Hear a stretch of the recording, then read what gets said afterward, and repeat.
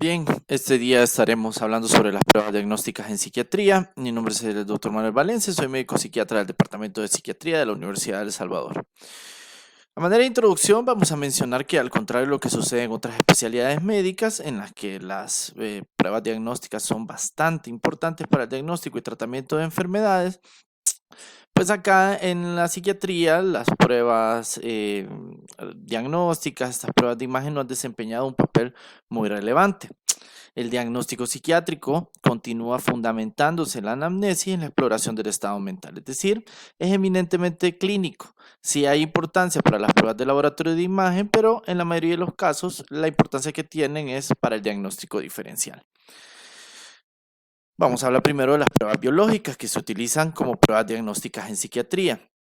Actualmente no existen directrices concretas sobre qué pruebas del laboratorio debe pedirse, inicialmente en el proceso de diagnóstico del paciente psiquiátrico, que no presenta ninguna enfermedad médica conocida. Es decir, tenemos a un paciente sin ningún trastorno somático, quien consulta por primera vez o debuta con un trastorno psiquiátrico. Bueno, debemos recordar que nosotros tratamos pacientes, no enfermedades. Por lo tanto, quienes nos van a dar la clave para saber qué pruebas enviar es, primeramente, la anamnesis, a partir de los datos que nos brinda en la presente enfermedad, la exploración física, los hallazgos que encontramos en nuestro examen físico, la exploración del estado mental, porque a medida ustedes vayan viendo cuando avance la materia, que si, dentro del examen mental existen apartados específicos para descartar posibles alteraciones neurológicas y el juicio clínico del evaluador. ¿Qué pruebas de laboratorio son más útiles en el proceso diagnóstico del paciente psiquiátrico? Pues bueno, pacientes que únicamente presentan síntomas psiquiátricos y no sufren de ninguna enfermedad médica, la evidencia científica nos dice que al menos las pruebas de laboratorio que debemos enviar a estos pacientes deberían consistir en la concentración sérica de glucosa, la concentración de urea, el aclaramiento de creatinina, el análisis de orina y pruebas tiroideas que es recomendable en mujeres mayores de 50 años, ya que muchas patologías psiquiátricas y patologías tiroideas, sobre todo en este grupo, pueden confundirse o pueden traslaparse algunos síntomas, por lo tanto es importante descartar que hayan patologías tiroideas. Existe población de pacientes que merecen una consideración especial. Recordemos que hay ciertos grupos, sobre todo en los extremos de la vida, o algunos que presentan ciertas características o enfermedades crónicas, pues bueno, ya merecen un criterio un poco más ampliado. Los ancianos, las personas hospitalizadas, quienes viven en residencias o instituciones similares, pacientes con niveles socioeconómicos bajos o que presentan un grado elevado de preocupación por la salud, como los pacientes con problemas de alcoholismo o drogodependientes, y algunos pacientes con retraso mental que pueden también conllevar algún descuido de su salud física. Por lo tanto, en esos casos vamos a tener que ampliar las pruebas, vamos a tener que quizás enviar algunas pruebas de electrolitos, algunos hemogramas para descartar procesos infecciosos e incluso exámenes generales de orina o de heces también para descartar infecciones crónicas o alguna otra alteración física. Dentro de las pruebas biológicas también tiene relevancia el electrocardiograma, tanto para el proceso diagnóstico o el descartar ciertas patologías, ya que, por ejemplo, trastornos de ansiedad pueden confundirse en ocasiones con cuadros de taquicardia sinusal, etcétera, y también porque dentro del abanico de tratamiento de psicofármacos con los que contamos en el área de psiquiatría, algunos, como los antidepresivos tricíclicos o los antipsicóticos, pueden llegar a alterar la función cardíaca o aumentar el tiempo de conducción. Hay una prolongación del intervalo QT que puede presentar cierta alteración en algunos pacientes, por lo tanto, el uso de electrocardiograma es relevante para estos pacientes. El electroencefalograma, bueno, este consiste en el registro no invasivo de la actividad eléctrica del cerebro. En la prueba se coloca en el cuero cabelludo electrodos para registrar el flujo de corriente eléctrica extracelular de las neuronas. En la evaluación del paciente psiquiátrico, el electroencefalograma se utiliza para descartar la existencia de una enfermedad médica como la epilepsia o el delirium, que contribuye a la presentación clínica del paciente. Sobre todo en estratos socioeconómicos bajos, en población rural, muchas veces se confunden cuadros neurológicos con cuadros psiquiátricos. Algunas veces los pacientes en realidad están pasando por un cuadro de epilepsia, pero la familia lo confunde con trastornos mentales y al momento de describir la presente enfermedad no logran ubicar exactamente ante qué cuadro nos encontramos. Puede ser de utilidad el electroencefalograma y el delirium también como una enfermedad metabólica a nivel cerebral, también puede verse, se puede diagnosticar adecuadamente con un electroencefalograma. ¿Qué es lo que vamos a encontrar en un electroencefalograma normal? Pues bueno, actividad paroxística indicativa, la presencia de descargas neuronales episódicas y transitorias que se miran precisamente en la epilepsia, la identificación no paroxística de la actividad, como en los casos de delirium, sobre todo se mira en pacientes de tercera edad con algún tipo de infección o alguna alteración metabólica, actividad asimétrica como que se observa cuando existe una lesión ocupante del espacio o un infarto cerebral, y alteraciones del sueño compatibles con apnea del sueño, trastorno del sueño con movimientos oculares rápidos o narcolepsia. Entonces, para el electroencefalograma, pues nos va a brindar un apoyo diagnóstico en cuanto al diagnóstico de epilepsia, a la encefalopatía metabólica, al paciente comatoso. Nos va a servir también para descartar a esos pacientes catatónicos que posteriormente los vamos a ir discutiendo a medida que avance la asignatura, pero nos va a servir el electroencefalograma porque hay muchos que logran hacer cuadros muy similares a un paciente con un accidente cerebrovascular y también cuadros de déficit focal en el accidente cerebrovascular, como lo mencionábamos. Algunas pruebas estructurales de neuroimagen también son útiles para estos pacientes. La tomografía axial computarizada en pacientes que presentan sintomatología psiquiátrica que no es habitual con el trastorno mental diagnosticado. Es decir, a medida vamos viendo estos pacientes psiquiátricos, la sintomatología que vamos a ir encontrando en algunos de los grandes grupos diagnósticos es bastante común o bastante similar. Cuando nos encontramos con sintomatología que nos da más señales que puede ser alguna alteración neurológica, pues bueno, es importante descartarlo con estas pruebas de neuroimagen y la resonancia magnética cerebral más sensible que la tomografía axial computarizada, enfermedades vasculares, desmielizantes y cambios degenerativos puede ser útil con esta prueba diagnóstica. ¿Cuándo indicar estas pruebas en pacientes psiquiátricos? Se ha llegado a la conclusión, según la evidencia científica, de que las pruebas de neuroimagen están indicadas en los pacientes psiquiátricos que presentan, primero, un deterioro cognitivo para evaluar una posible demencia. Existen cuadros de demencia rápidamente progresiva o demencia prematura. En esos cuadros vamos a encontrar una disminución de la corteza cerebral, van a haber borramiento de los surcos cerebrales normales.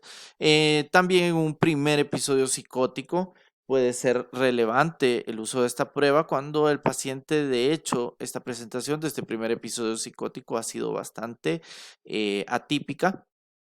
Cuando hay un cambio de personalidad, si el paciente es mayor de 50 años, probablemente sea más un síntoma secundario a una alteración neurológica, alguna masa ocupante de espacio y signos neurológicos focales nuevos o no explicados. También es importante tenerlos en cuenta, por ejemplo, si el paciente ya empezó a ser tratado con un cuadro psiquiátrico, pero a medida evoluciona el cuadro vamos encontrando otras alteraciones.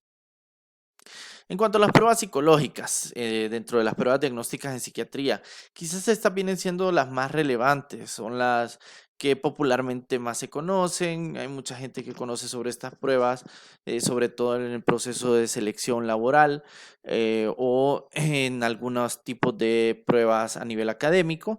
Son las más conocidas también, nos brindan cierto apoyo para el diagnóstico psiquiátrico, pero les recuerdo, como les mencionaba, que el diagnóstico psiquiátrico es puramente clínico.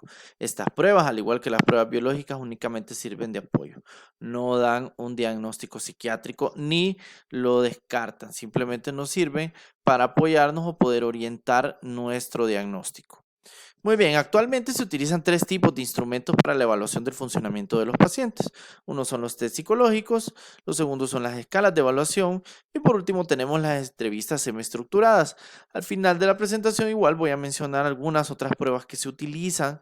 También tienen importancia, algunas quizás han caído un poco en desuso, sobre todo algunas pruebas proyectivas, pero que todavía tienen cierta importancia, en especial con algunos pacientes. Los test psicológicos son instrumentos estandarizados para evaluar la conducta de forma válida y fiable. ¿Qué sucede con estos test? Miren, para poder validar uno de estos test, se ha hecho pruebas en grandes poblaciones, en las que se determina que ciertos puntajes o ciertas respuestas que tengan los individuos, pues ya pueden ir categorizando algunos hallazgos, algunos rasgos de personalidad, alguna sintomatología en estos pacientes. Entonces, estos test psicológicos ya tienen una validez estadística. ¿Cuáles son los más famosos? Pues algunos como la escala de inteligencia de Wechsler para adultos, es un test de inteligencia muy utilizado actualmente. Se incluyen preguntas sobre hechos concretos. Entonces, no es simplemente conocer datos, sino qué tanto es la capacidad de comprensión y de análisis de la persona que realiza la prueba. Aquí les pongo un ejemplo. Una de las preguntas dentro del test es qué significa reflexionar y te dan ciertas opciones para responder. Se va puntuando con un 2 si la respuesta del sujeto es considerar, con un 1 si la respuesta del sujeto es preguntarse o con un 0 si la respuesta del sujeto es preocuparse. Es decir, vamos viendo no solo la capacidad que tiene para responder, sino también la capacidad de abstracción que posee el paciente. Muy diferentes las escalas que se utilizan, por ejemplo, para niños en los que su nivel de inteligencia es diferente. El inventario multifásico de la personalidad de Minnesota, que quizás es de las pruebas de personalidad más conocida a nivel mundial, es un test de personalidad de detección de síntomas muy bien desarrollado y utilizado en todo el mundo y que ha sido reestandarizado recientemente. Esta es la versión número 2. ¿Qué sucede con este test? Pues miren, aquí están diferentes escalas en las que se hacen, son más de 500 preguntas las que se hacen en este test. ¿Qué es lo que se evalúa? Pues hay escalas para hipocondría, escala para depresión, histeria, desviación psicopática, masculinidad, feminidad, paranoia, psicastenia, esquizofrenia y manía. Está formado por una serie de frases sobre la presencia o ausencia de determinados sentimientos, pensamientos y experiencias. Por ejemplo, hacen preguntas como me cuesta trabajo concentrarme en una tarea o un trabajo, y aquí tiene que ir en un formato de respuesta verdadero o falso. Y todas las preguntas llevan este formato de respuesta. ¿Qué es lo que hacemos con la interpretación? No simplemente consiste en fijarse en las escalas que tienen una puntuación más elevada que la población en general, sino que también lo que se hace es un análisis de toda la prueba, es decir, no solo ver las escalas más altas, sino que se hace una interpretación de todos los hallazgos, porque puede haber escalas que presenten puntuaciones mucho más bajas de las esperadas para la población. Entonces, acá les pongo, por ejemplo, un paciente con una puntuación alta en esquizofrenia no necesariamente tiene que ser diagnosticado como esquizofrénico. Puede ser una persona que presenta ciertos rasgos paranoides, rasgos de desconfianza con compañeros de trabajo, familia, y eso puede influir muchísimo en la historia familiar del paciente. Es decir, la prueba o el test de personalidad no me da un diagnóstico, simplemente me apoya a mi evaluación clínica, es decir, cuando ya hice la historia longitudinal de mi paciente. Las características sintomáticas de la personalidad se describen mediante códigos de 2 o 3 dígitos. Por ejemplo, los sujetos que obtienen un código de 3 dígitos 248, que es decir, que obtienen puntuaciones por arriba de 70 en las escalas 2, 4 y 8, pues a la hora del resultado del análisis, lo que hace el test es interpretar o describir a las personas como personas que normalmente son desconfiadas y recelosas, mantienen las distancias con los demás, no les gusta implicarse en relaciones en las que haya que mostrar al otro los afectos y las emociones, utilizan la proyección y la racionalización como mecanismos de defensa, son muy sensibles y discutidores ante cualquier cosa que pudiera interpretarse como una demanda y son impredecibles en sus conductas y actitudes. Pues bueno, dependiendo de lo que se esté buscando, por ejemplo, como les mencionaba al inicio de estos test, quizás la gente más lo conoce en los procesos de selección laboral. Saben que en algún momento les van a hacer alguna evaluación psicológica y entonces, ¿de qué se tratan estas pruebas? Miren, a veces la gente anda buscando información como cómo salir bien en esas pruebas psicológicas. Depende del empleo, no es lo mismo. O por ejemplo, en el área de salud, ¿verdad? En el área de salud es muy valorado en las evaluaciones psicológicas que una de las actitudes que presente el individuo pues sea que pueda trabajar bajo estrés, que presente ciertos rasgos de liderazgo, de que pueda resolver cosas muy rápidamente. ¿Por qué? Porque una persona que trabaja en el ámbito de salud eventualmente va a estar en una unidad de emergencia. No puede ser una persona tan cuadrada que se rija tanto a las normas, sino que en algún momento tiene que responder de manera abrupta ante ciertas situaciones, pero para otras áreas laborales probablemente ese tipo de hallazgos en estas pruebas no sean relevantes. Quizás para algunos trabajos vamos a necesitar personas que se rijan ante las normas, que no tengan la necesidad de trabajar bajo estrés o que tengan otras características. Entonces, por eso es de que no existe una respuesta correcta ante esos tests, sino que depende para qué nosotros lo estamos realizando y así también en nuestra evaluación o en el diagnóstico psiquiátrico cuando yo indico una prueba de estas, pues ya voy orientando hacia algún aspecto en específico que me interesa conocer. Escalas de evaluación conductual son instrumentos estandarizados que permitan a los informantes u observadores, por ejemplo, psicoterapeutas, personas de enfermería, u otros, ya sea familiares o observadores entrenados, puntuar el comportamiento del paciente en determinadas áreas. Para ayudar al observador a puntuar de forma fiable la conducta del paciente, la escala cuenta con un sistema de puntuación que varía de un instrumento a otro. Por ejemplo, en algunas partes o en algunos países, sobre todo en Estados Unidos, al cuidador también se le brinda una escala para que él pueda ir puntuando qué tanto el paciente ha ido ya sea mejorando, qué sintomatología ha notado dentro del hogar, etcétera. Y estas son escalas de evaluación conductual. Por ejemplo, tenemos la escala de puntuación psiquiátrica breve. Acá el observador puntúa el ítem preocupación somática, entendida como un grado de preocupación en ese momento por la salud del cuerpo, utilizando una escala de 7 puntos, del 0 al 7, en donde equivale a no presente el 0 y 7 equivale a extremadamente intensa. Ejemplos de escalas de puntuación muy utilizadas, por ejemplo, la escala de depresión de Hamilton, viejísima, pero con muchísima validez. Prácticamente aborda todos los síntomas de la depresión que todavía son válidos y escalas de adaptación de CATS también son importantes.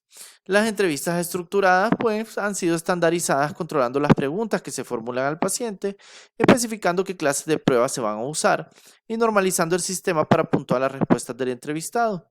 Para este último fin, en algunas entrevistas semiestructuradas se utiliza una escala de puntuación como las descritas anteriormente, entre 0 a 7, en donde no está presente con el 0 y 7 extremadamente presente. ¿Cuáles son las más conocidas? Por ejemplo, la entrevista clínica estructurada para los trastornos del eje 1 del DSM-4, que es una escala clasificatoria o un manual de diagnóstico dentro de la psiquiatría. Pues, ¿qué es lo que sucede? Miren, no en todas partes y de hecho a nivel mundial, los profesionales de salud mental generalmente son los más escasos. Entonces, cuando un médico general tiene que evaluar a pacientes en su estado de salud, pues muchas veces se utilizan estas entrevistas clínicas estructuradas, en donde se va puntuando, se va evaluando cada síntoma de los criterios diagnósticos y entonces, por ejemplo, le preguntan al paciente, el mes pasado, ¿ha habido algún periodo de tiempo en el que usted se ha sentido deprimido o bajo de moral la mayor parte del día, casi todos los días? La respuesta del entrevistado se puntúa mediante una escala del 1 al 3, en la que 1 es ausente o falso, 2 su umbral y 3 umbral o verdadero. ¿Qué es esta pregunta? Pues simplemente está preguntando un criterio diagnóstico de la depresión. Uno de los criterios de la depresión es el presentar un estado de ánimo bajo la mayor parte del tiempo y la mayoría de los días de la semana y que se tiene que ser un periodo de mayor de 15 días o hasta un mes. Entonces, se le pregunta que en el mes pasado ha habido algún periodo de tiempo que usted se sintió deprimido, lo que se le está preguntando es simplemente uno de los criterios diagnósticos o de los criterios mayores de depresión.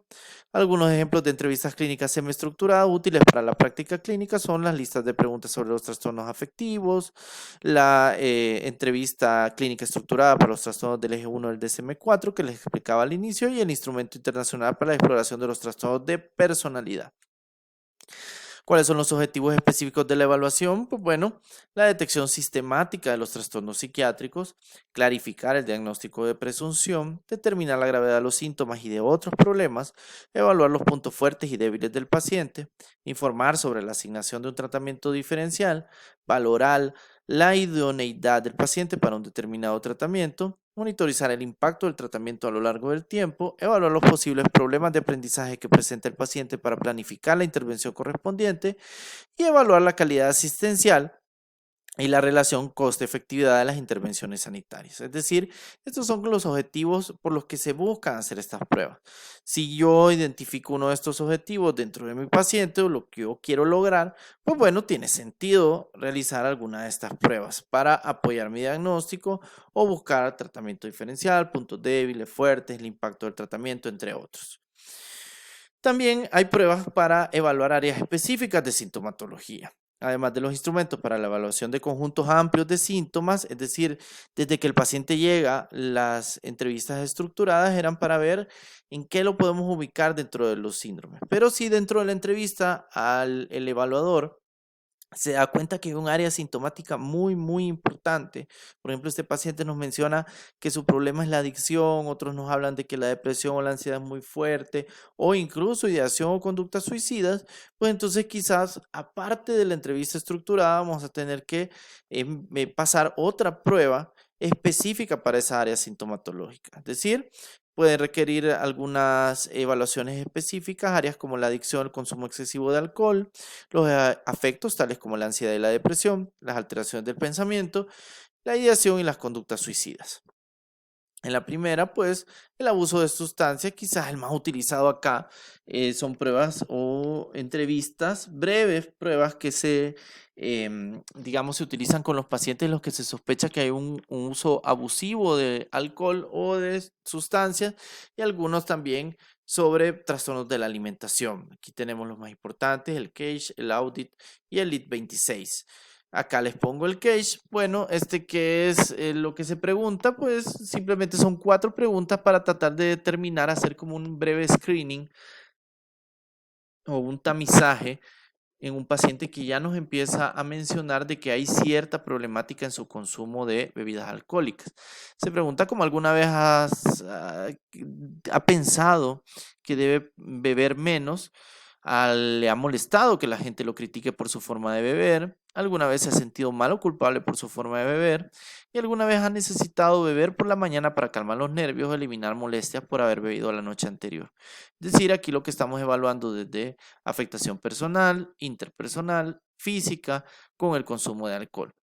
Y abajo les pongo, bueno, que ya si alguien nos contesta afirmativa a una de estas preguntas, pues podemos considerarlo únicamente como un bebedor social. Ya 2 respuestas afirmativas, un consumo de riesgo, 3, un consumo perjudicial y 4, estamos verdaderamente en un cuadro de dependencia alcohólica. El audit es mucho más complejo. Acá les pongo solo la primera parte, ¿verdad? Aquí ya es un test de identificación de trastornos por consumo de alcohol. Ya se va, digamos, como esquematizando el tiempo, el consumo, cuánto es el trago. De hecho, dentro de esta prueba hay una medida de cuánto es lo que se considera un trago para hacer la evaluación. Este es mucho más complejo. Existen certificaciones en Internet que son gratis. Dentro de la página de la OPS se puede realizar el curso. Este es mucho más complejo que el CAGE. Tenemos el de trastornos de la alimentación, que es un test de actitud ante la comida. Se hace también ahora, y lo sabemos, ¿verdad? A nivel mundial hay una verdadera pandemia de obesidad. Muchos de los trastornos mentales asociados, depresión, ansiedad, trastornos de personalidad, presentan como sintomatología trastornos alimentarios también. Entonces, estas pruebas también son relevantes. Aquí hay algunas de las preguntas que les hace. Me da mucho miedo tener sobrepeso, evito comer cuando tengo hambre, me encuentro preocupado por la comida, he tenido atracones donde siento que no me puede controlar, entre otros. Para el área del afecto existen instrumentos que evalúan solo la ansiedad, u otros afectos relacionados con el miedo. Estos instrumentos pueden ser más útiles desde el punto de vista clínico, ya que informan sobre la gravedad de la ansiedad e identifican la ansiedad asociada con situaciones concretas que pueden ser luego el objeto de la intervención terapéutica. Acá tenemos, por ejemplo, el inventario sobre el estado de ansiedad, la escala de ansiedad de Beck, el inventario de ansiedad estado rasgo y la escala obsesiva compulsiva de Yale Brown, que de hecho es la prueba como gold estándar para el trastorno obsesivo compulsivo. El inventario de depresión de Beck, probablemente el instrumento de autoinforme para la depresión más utilizado. Inicialmente la escala se administraba con ayuda del evaluador, pero una versión posterior ya es totalmente autoadministrada. Los 21 ítems del inventario se eligieron que representaran los síntomas asociados con mayor frecuencia con los trastornos depresivos. Esta escala sirve tanto para evaluar la sintomatología en un primer contacto diagnóstico con este paciente, como también ir valorando después cómo va funcionando el tratamiento. Porque así como encontramos al inicio un paciente que dentro del puntaje nos esté sacando 20, 21 puntos o más, posteriormente, según ya vemos el efecto de los antidepresivos o de la psicoterapia, probablemente vamos a ir encontrando puntajes más bajos. Entonces nos sirve también para tener una prueba objetiva de cómo va funcionando el tratamiento. Dentro de la conducta suicida, este es importantísimo. La conducta suicida en los últimos años ha tenido un ascenso en múltiples grupos de edad, por sexo, etcétera. Se recomienda que la valoración de la conducta suicida se inserte en un paquete de evaluación que incluya la entrevista y el uso de instrumentos de medida. Teniendo en cuenta esto, los instrumentos psicométricos que se utilizan con mayor frecuencia en la práctica clínica para la evaluación del intento de suicidio, de las conductas suicidas y parasuicidas y de la ideación autolítica son pues, la escala de desesperanza de Beck y la escala de intento de suicidio de Beck. También hay que notar que existe un conjunto de ítems críticos, consiste en una serie de 22 ítems revisados de lo que veíamos de la escala de Minnesota para personalidad relacionados específicamente con la ideación suicida depresiva. Muy bien, dentro de la conducta suicida, como les mencionaba, estas escalas de desesperanza de Beck y de intento suicida de Beck, digamos que son escalas mucho más complejas, pero en su práctica diaria, por ejemplo, cuando ustedes estén en el social y de repente tengan contacto con un paciente que pues manifiesta evidentes pensamientos suicidas o que ya la familia o él les menciona que hay un antecedente de gestos o de conducta suicida, pues entonces es necesario mejor también documentar dentro del expediente de este paciente, no únicamente la evaluación, sino también que se le ha pasado, aunque sea una breve prueba, para determinar qué tanto es el riesgo de este paciente. Estas escalas son muy complejas, por lo tanto se recomienda, sobre todo para practicantes generales, bueno, escalas de evaluación mucho más sencillas. Acá tenemos una que es sumamente útil y es bastante buena. Es el test de Sad Person, en donde se van a ver diferentes ítems que se van a evaluar en el paciente y se le va colocando o asignando puntaje dependiendo de lo que nosotros obtengamos de puntuación, pues así es el riesgo y podemos valorar también la conducta a seguir. Muchas veces dentro sobre todo, y no solo me refiero a los médicos generales, de hecho, especialistas en otras áreas, muchas veces existe el temor al paciente psiquiátrico. Y cuando a veces los pacientes manifiestan que han pensado en algún momento atentar contra su vida, pues la mayoría de gente lo primero que piensa es, tiene que ser ingresado, y no es en todos los casos. Por lo tanto, se recomienda que también se pase una de estas breves pruebas. Acá lo tengo ya en español y se los muestro. Pues bueno, el paciente, si tiene ideación suicida, valorar cada ítem positivo de los siguientes y cada uno le vamos a ir poniendo un punto. Vamos a ir evaluando. Sexo, hombre, es el principal grupo de riesgo. Generalmente se habla que de una mujer que se suicida, 4 hombres ya lo hicieron.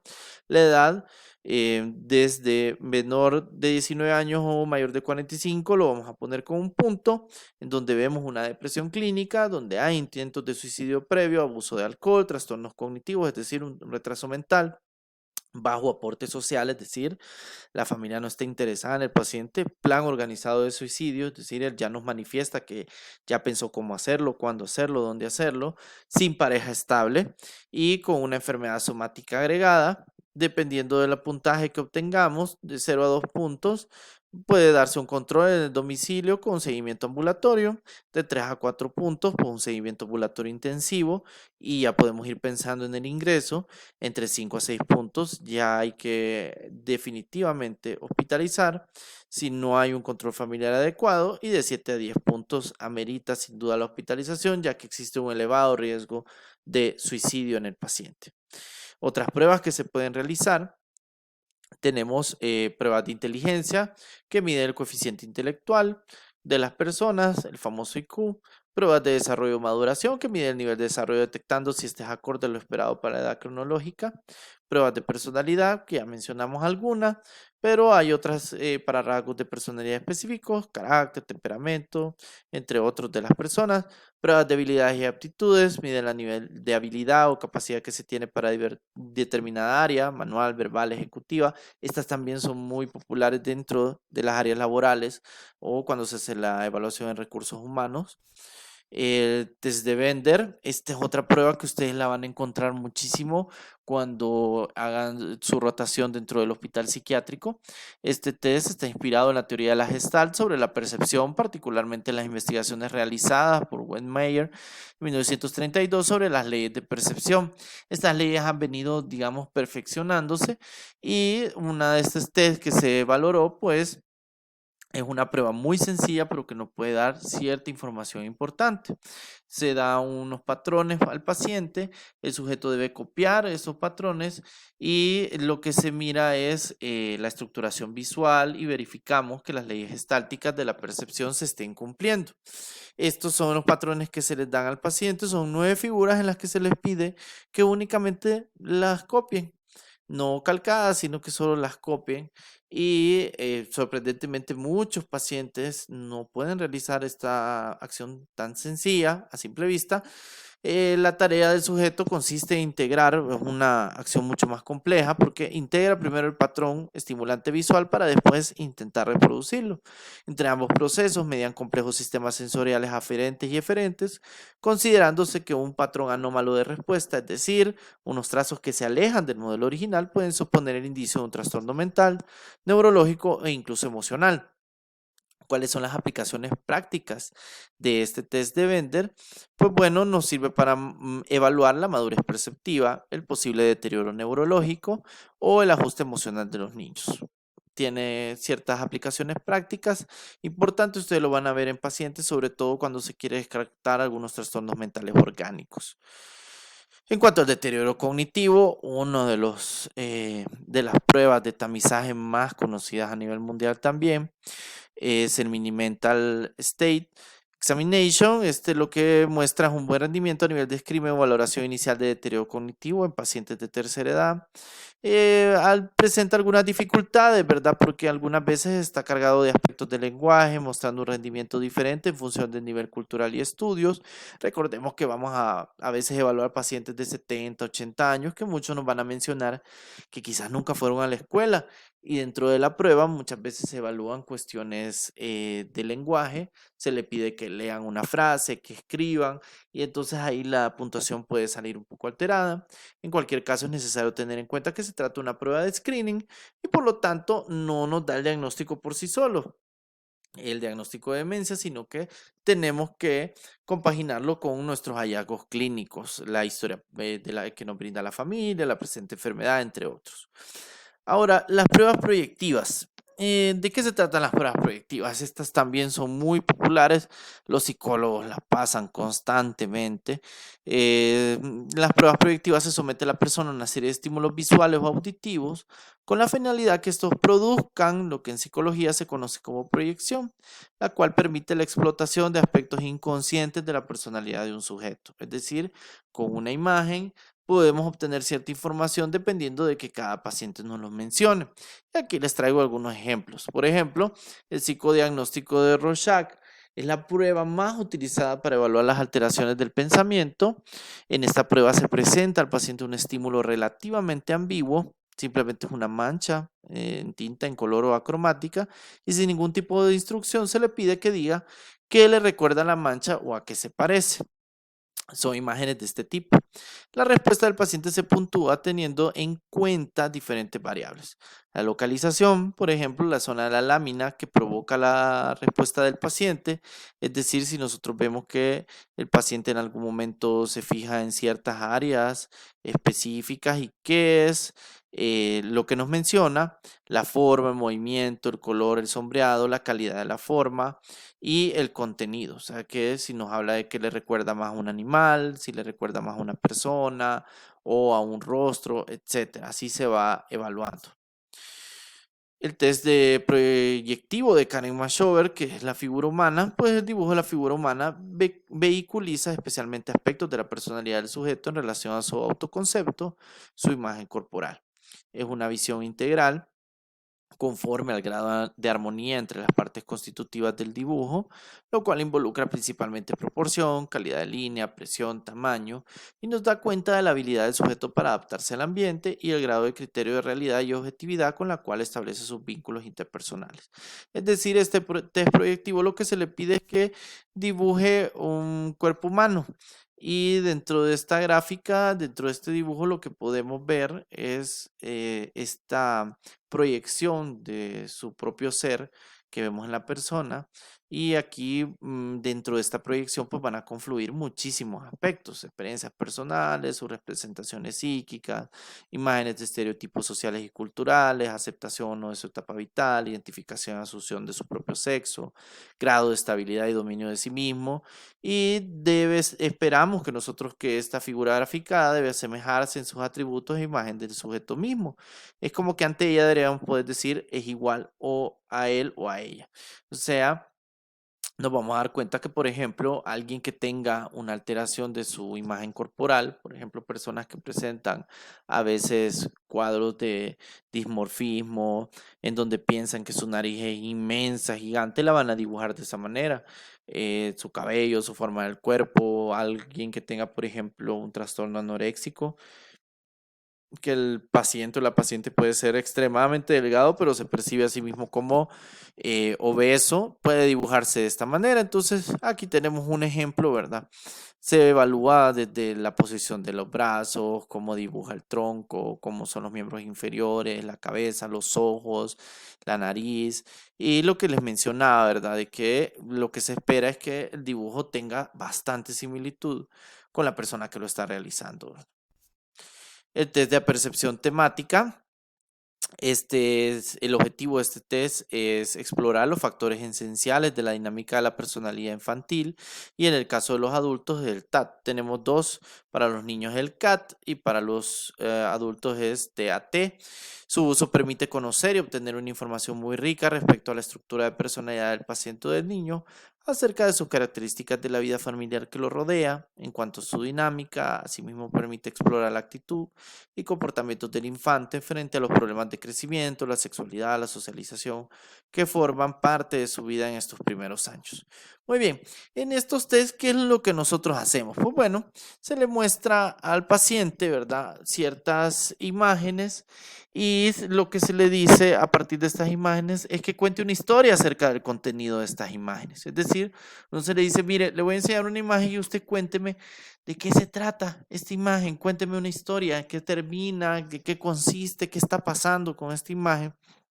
Las historias se interpretan con base en los temas, las motivaciones, la manera en que las situaciones interpersonales son manejadas y la medida en que los pacientes se identifican con los caracteres que él descubre. Entonces tenemos ciertas imágenes, por ejemplo, como esta, ¿verdad? Se le muestra la imagen y se le dice, cuénteme qué está pasando. Y las personas empiezan a escribir, pues bueno, mire, yo pienso que él como que se quiere ir, la está dejando a ella y ella le está diciendo que no la deje. Bueno, a partir de esa proyección uno ya puede identificar que este paciente tiene algún antecedente de abandono, porque lo primero que se le ocurrió fue decir que él la estaba dejando. Hay otro que va a decir, no, acá lo que está diciendo es que ella le fue infiel y le está pidiendo perdón a él, etcétera. Entonces hay alguna situación de infidelidad presente o pasada en el paciente. Esta imagen, por ejemplo, nos habla de temas de relaciones heterosexuales, amorosas, agresivas o sexuales, parejas en discordia o amenazadas en su felicidad, Se pueden proyectar razones de la desaveniencia o las motivaciones atribuidas al hombre y a la mujer. Pocos sujetos observan la existencia de un tercer personaje. Una mujer escasamente vestida en el fondo, el hombre se percibe entonces como apresado entre dos tipos de mujeres. Entonces, a partir de la imagen no tiene ningún significado, es simplemente una imagen. Y las personas son las que empiezan a verbalizar. ¿Qué es lo que estás verbalizando? Conceptos, pensamientos que ya tenés en tus antecedentes. Por eso nos sirven estas pruebas de proyección. Ahí tenemos de otra señora abriendo una puerta, la figura ambigua en cuanto a la edad generalmente interpretada como una figura materna, puede provocar las actitudes y expectativas respecto a la madre. Abajo también otra imagen de la señora viendo hacia el vacío, el otro hombre como con cara avergonzado, ¿verdad? Se interpreta como una situación madre-hijo o equivalente, permite la expresión de la actitud del sujeto hacia la figura materna y la cualidad de la relación, culpa, dependencia, discordia, protección, etcétera. Algunos hablan de que el hijo está avergonzado, le está pidiendo perdón, la señora no quiere saber de él, etcétera, etcétera. Acá tenemos otra imagen, una mujer aparentemente más joven que el señor que la está observando. No es claramente una relación padre-hija, frecuentemente se le ve como una relación hombre-mujer al margen del matrimonio. Abajo tenemos lo que pareciera un padre y un hijo, o equivalente, superior subalterno. Los temas generalmente se refieren a situaciones de ayuda, consejo, confidencia o complicidad entre los pacientes que nos mencionan cuando nosotros les mostramos esta lámina. Les decimos, cuénteme una historia de esta lámina. Y empiezan a decir, bueno, el señor lo está aconsejando, al que parece el hijo. Generalmente por eso van las descripciones, pero así ya vamos identificando nosotros qué tipo de idea tienen sobre la relación con el padre. Imagínense un paciente que creció sin la figura paterna, pues muy probablemente va a decir, no, es el jefe, o va a decir, es un tío, etcétera. También vamos a ver qué tanto mantienen los conceptos de esta relación familiar. Tenemos otra imagen con una relación madre-hija. Puede representar la actitud de la mujer hacia la feminidad o el rol materno. La última que tenemos una imagen, pueden surgir diferentes temas porque vemos como que estuvieran haciendo una cirugía al fondo, un niño iluminado. Muchos hablan, ¿verdad?, de que algunos aspectos o temas de agresión, sublimación de la agresividad, temor a la muerte, etcétera. Algunos hablan que el niño es el que lo están operando y que este es el espíritu del niño, etcétera. Entonces también ahí ya puedes proyectar ciertas creencias que tenés sobre lo que sucede después de la muerte, entre otros. Otra imagen de una mujer frecuentemente interpretada como una mirada de despedida o bien como una mujer feliz, triste o nostálgica. Casi todas las imágenes son ambiguas y lo que se busca es cuál es el significado que le da el paciente. Tenemos otra imagen, puede evocar temas de fraternidad varonil, con o sin homosexualidad latente. Alguien puede mencionar o pensar en algún momento, mire, quizá, yo pensé que estaba, no sé, pensé en una película o algo por el estilo. Entonces ya uno va pensando con algunas características del paciente. El contenido del test, en el caso de los niños, que el CAT, el test está formado por 10 láminas que han sido confeccionadas mediante personajes de animales, ya que los niños podrían identificarse más fácil con figuras de animales que con figuras humanas para la autora. Entonces, ¿qué es lo que se le muestra al niño? Es precisamente esta imagen, por ejemplo. Entonces, el león, la mayor parte de veces para los niños, es habitualmente visualizado como figura paterna, equipada con símbolos como el bastón y la pipa. Algunos lo relacionan con el abuelito o con la persona mayor, ¿verdad? Cuando el león aparece como figura poderosa y fuerte, es importante tener en cuenta si su poder es de naturaleza benigna o peligrosa. Se le pregunta al niño si este león que nos está contando la historia ha sido un león bueno, es un león malo, para ver cuál es la relación que tiene con la autoridad del niño. El ratoncito, que es el que se mira en la esquina inferior derecha, pues la mayoría de niños cuando lo notan suele ser visto con la figura a la cual se identifican. Ellos dicen que yo soy el ratoncito. Puede ser visto como el más fuerte a través de diversas alternativas y trucos, y otras completamente están a merced del león. Entonces, por ejemplo, si el niño ha pasado por una situación de violencia en la que ha tenido que defenderse, entre otros, pues quizás van a contar de que el ratón va a darle duro al león, cosas por el estilo. Hay niños que se identifican con el león y otros que fluctúan varias veces de un personaje al otro evidenciando confusión de roles, conflicto entre sometimiento y autonomía, entre otros. Otra imagen de animales, se nos permite explorar aspectos vinculados a sentimientos de culpa, necesidad de castigo, porque algunos hablan de como que la mamá le está pegando al perrito. La escena apunta a ver si el niño puede ver la situación como de un perro que comete una travesura y su mamá lo está reprendiendo. Algunos también por esta imagen que se muestra, la parte del baño que vemos acá en la imagen conjunta de los perritos, pues pueden hablar sobre aspectos vinculados al control de esfínter, lo cual es de suma utilidad en niños con síntomas de encoprexis, que son los niños que se defecan en la cama o cuando están dormidos, y algunos que tienen el problema de orinarse en la cama, que es la enuresis. El test de árbol es otro test proyectivo de la personalidad profunda a través de sus distintos contenidos, en los que se va explorando ciertas áreas de la personalidad. Los contenidos que se analizan en el test son los siguientes: el tronco, la copa, las ramas, el suelo y otros elementos accesorios que a veces aparecen en la imagen. ¿Qué significado tiene? El tronco nos permite evaluar estabilidad emocional, cómo se siente actualmente la persona, su fortaleza del yo, entre otros, ya que el tronco es lo que sostiene el árbol. Es decir, el árbol viene siendo como una imagen proyectiva de cómo la persona se mira. La copa representa la vida mental, la fantasía, la riqueza o no de la imaginación, como la persona coincide la realidad. Las ramas conformaban dos cuestiones: la capacidad para establecer vínculos y la modalidad de las relaciones con los otros. También la capacidad de la persona para obtener del ambiente aquello que necesita. Y el suelo representa la realidad, el piso en donde uno se instala. Bien, las pruebas proyectivas, como les repito, no dan diagnóstico, sino lo que nos dan, nos orientan o nos apoyan en cierto diagnóstico. Obviamente una persona está deprimida y lo pongo a hacer un test de árbol, me va a hacer un palito con una hojita nada más. Un paciente que sea con un trastorno de persona narcisista va a hacer una ceiba que no le va a alcanzar en todo un pliego de cartulina, porque te va a hacer una ceiba pero inmensa, ¿verdad? Y te va a poner de lo más frondoso. Entonces nos sirve para hacer este tipo de proyección. Aquí les pongo el ejemplo, ¿verdad? El primero, un árbol con predominio de aspectos depresivos, ¿verdad? Estás deprimido, ni siquiera quieres dibujar nada. El segundo, árbol con predominio de aspectos afectivos, seductores, sociables, bastante infantil, la verdad. Le pone hasta frutas, el suelo está como ondulado. Y el tercero, un árbol con predominio de aspectos agresivos, individualistas, mucha rigidez afectiva. De hecho, el trazo entre la copa del árbol y el tronco están unidos. Los trazos son bastante rectos, pronunciados, son rasgos agresivos. Existen otras pruebas que se pueden pasar a los pacientes a la hora de la evaluación, pero digamos que estas son como las más representativas. También, por ejemplo, en el caso de los niños se pueden utilizar otro tipo de pruebas más verbales, porque acuérdense que poner a un niño a responder un test puede llegar a ser hasta incluso sumamente aburrido. Entonces, a veces, por ejemplo, se le cuenta una historia al niño, se le cuenta como: vaya, fíjate que la mamá pajarito tenía a dos pajaritos chiquitos en el nido. Ella se fue a traer comida y cuando andaba trayendo comida, uno de los pajaritos se cae del nido.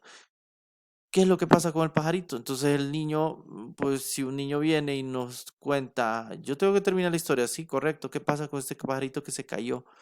Y viene el niño y te dice: pues bueno, antes que caer al suelo, empezó a volar y salió volando y pudo subir al nido. Un niño bastante optimista, bastante con pensamiento positivo.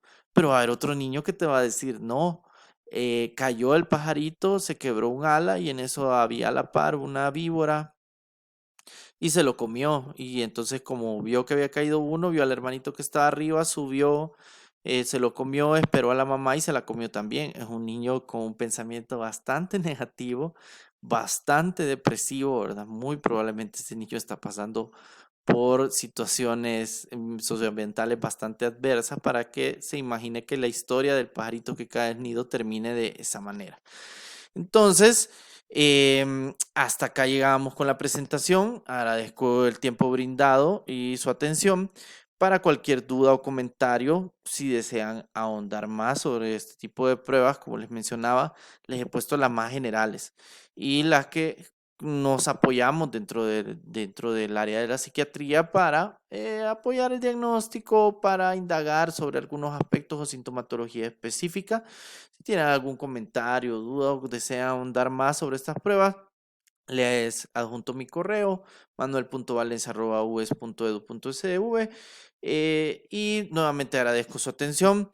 Estaremos viéndonos en otra presentación.